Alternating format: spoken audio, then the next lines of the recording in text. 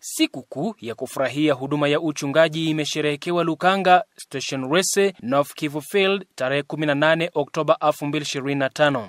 Kwenye uwanja wa University ya Wasabato Lukanga, mwalimu mhubiri Zedekia alihubiri kuhusu wachungaji wanaofurahisha moyo wa Mungu.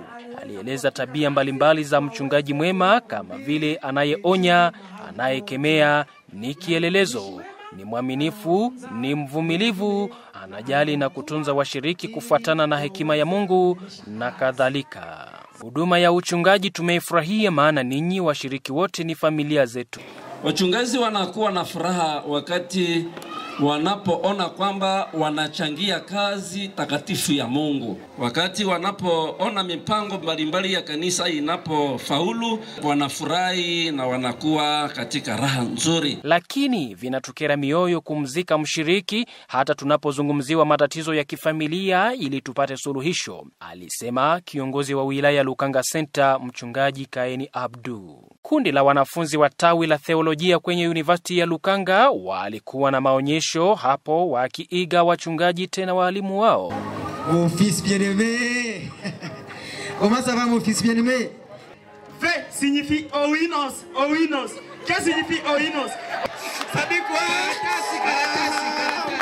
Nous allons chanter ensemble, chantons. Il faut m'excuser, mais je vais quand même le dire. Ce sont des jeunes qui aiment manger gratuitement. Et ce sont ces mêmes jeunes qui aiment tromper les filles d'autrui. Nous avons une bonne nouvelle, Dieu nous aime. Amen. Votre amène est malade.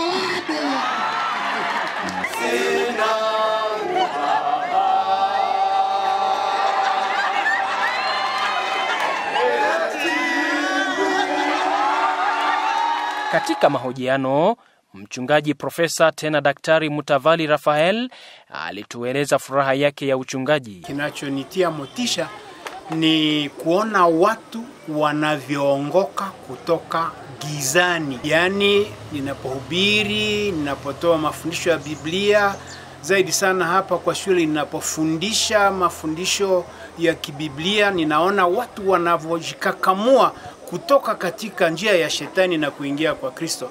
Ile inanivutia sana. Ezra Habamungu Justin yupo shuleni anajifunza na kuiga walimu wake. Kwa walimu wetu tunaiga mambo mengi. Wachungaji hawa wabarikiwe.